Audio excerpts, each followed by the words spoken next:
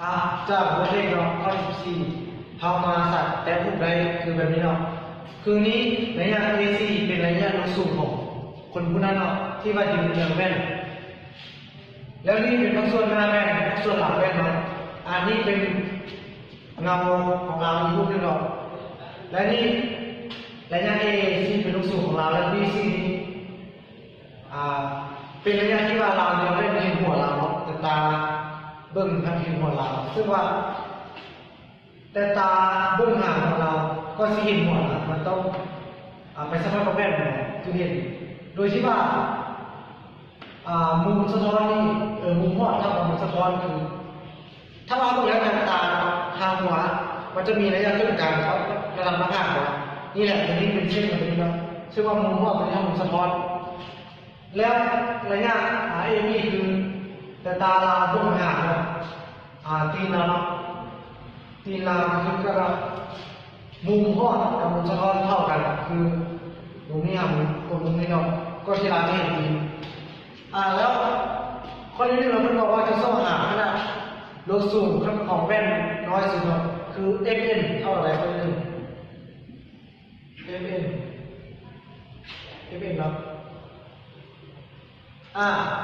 เราจะพูดเราสังเกตว่า FN นี้เมื่อเราหาขนาดไปแล้วจะมีระยะแต่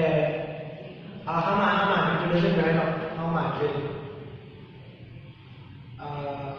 โอ้อะไรครับโอ้เขาจะเห็นว่าจะได้ครับเอ็นจะได้ว่าส่วนโอเบบวกให้กับเบเจครับโอเบบวกกับเบเจครับเบเจแต่ว่าซึ่งว่าโอเบจะเท่าอยู่เอเบนี่ส่วน2ทั้งครึ่งหนึ่งของเอเบและ1/2ของอาเบบวกให้กับแล้วเบเจจะเท่ากับ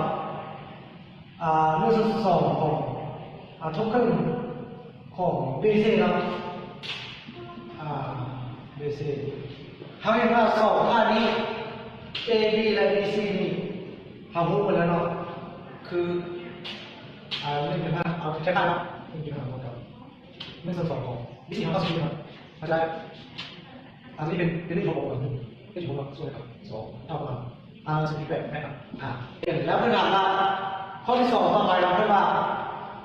ระยะแต่ขอบแว่นเรารุ่นห่างคือเราจะมีเท่าไหร่ของสูงก็คือเอ็นฮับเท่าเขาสังเกตว่าเอ็นฮับนี่มันจะเท่าครึ่งหนึ่งเขาสายห่างไปแล้วนะเท่ากับเอโอบอกแล้วเอโอนี่จะเท่าครึ่งหนึ่งของเอบีบอกมันจะได้1/2ของเอบีเท่ากับที่นี่เขาดูห่าง1/2เนาะจะเท่าอยู่0.75นะครับอันนี้คือลดสูงนี่คือลดสูงของแว่นมันรุ่นห่างคือเนาะแล้วเขาสั่งให้ทำว่าถ้าระยะลงดังกล่าวนี้เนาะมีผลเฉพาะต่อระยะห่างของเราระยะห่างที่ยืนหาแว่นเราทำเพิ่มตามความจริงแล้วน่าจะบ่มีผลกระทบเนาะบ่มีผลสะท้อนอย่างเนาะเพราะว่ามันสัญญาไปได้ในระยะมันจะมีแต่ว่าเราสูงของ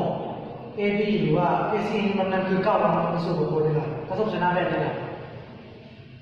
เพราะว่ามันบวกขึ้นกับมุมเนาะเขาไล่มาเนี่ยมันขึ้นกับลงสูงอย่างเดียวถ้าสังเกตเห็นง่ายๆว่าดังนั้นข้อ3จึงตอบว่าค่าของลงสูงของ M1 และ MN เนี่ยนะบวกขึ้นกับระยะห่างแต่คนหาแค่นั้น